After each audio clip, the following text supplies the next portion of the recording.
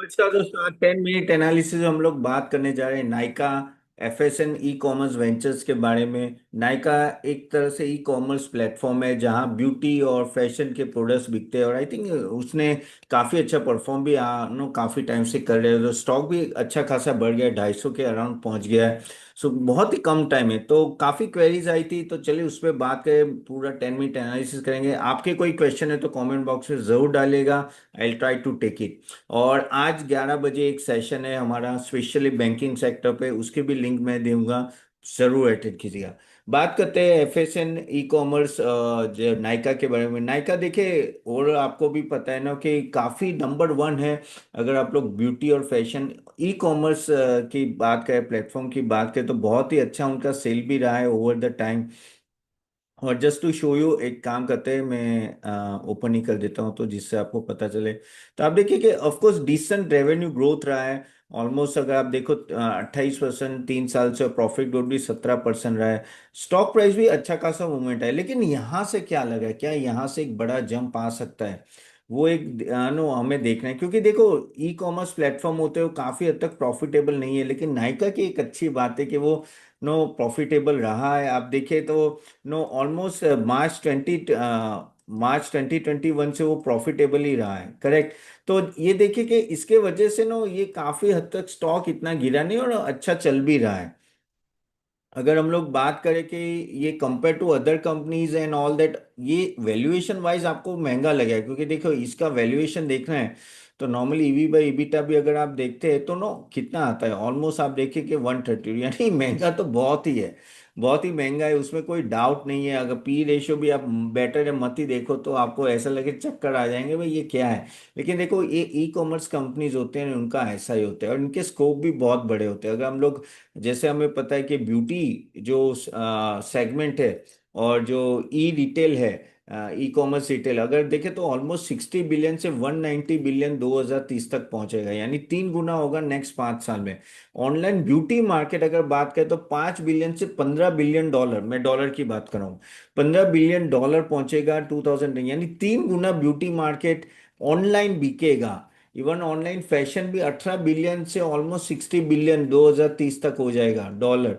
Okay, तो आप देखिए कि किस तरह से ग्रोथ आगे जाके होने वाला है, और उसमें ये नंबर 1 कंपनी, इसलिए इसके ना कहते हैं कि प्रोस्पेक्ट्स अच्छे हो जाते हैं। ऑफ कोर्स जेनजी जो है 50%, अगर आप कह सके तो 50% इंडियन कंजम्पशन वो ड्राइव करता है।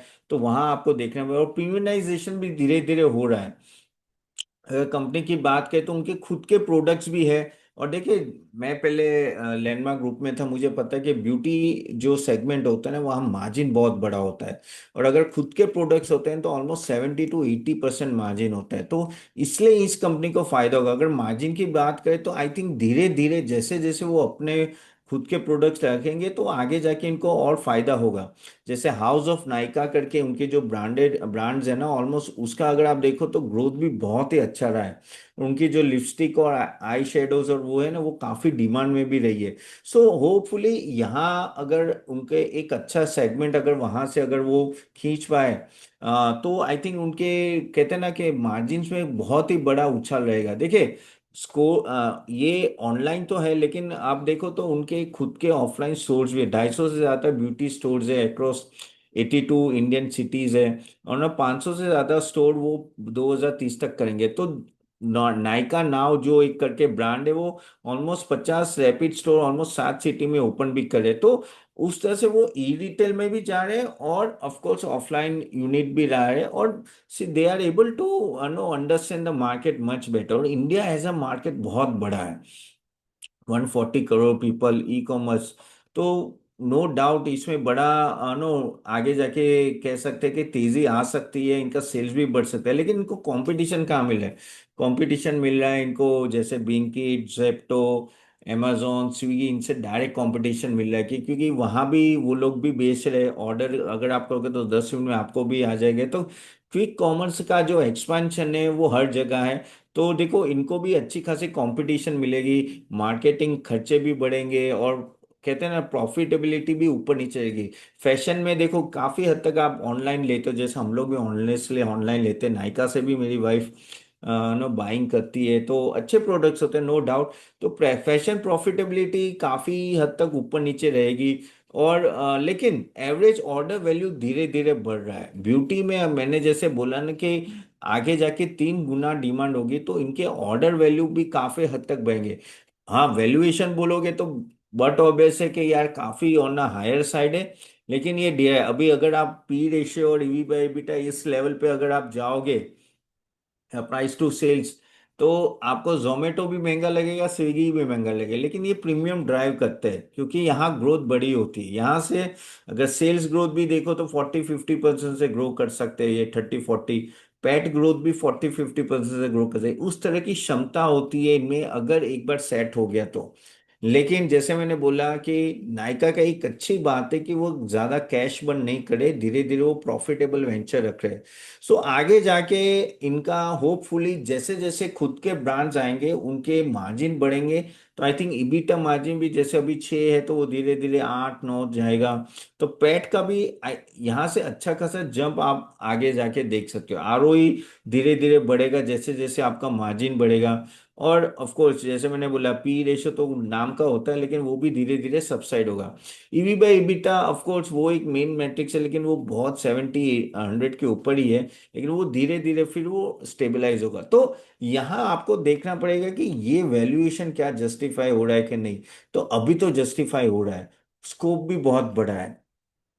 करेक्ट। और वो ऑफलाइन स्टोर ला रहे हैं और ये सब ला रहे हैं, तो और यहाँ जैसे मैंने ऑलरेडी बोला कि मार्केट कितना बड़ा है, तो उसके वजह से इनको प्रॉब्लम नहीं आनी चाहिए ग्रोथ लाने में, प्रोवाइडेड ज्यादा इन्वेंट्री ना हो जाए, या तो उनको जो कंपटीशन है जेप्टो या जोमेटो इन सब पे, तो वहां आपको वो देखना पड़ेगा कि वो कंपटीशन अगर बहुत ही एग्रेसिव होती है तो इनके मार्जिन में इम्पैक्ट आएगा। अभी अगर आप देखें तो ये ऑलमोस्ट प्राइस अभी 251 का है। करेक्ट। और तो आप बोलोगे क्या ये वैल्यूएशन सही है इस लेवल पे एंटर करने के लिए।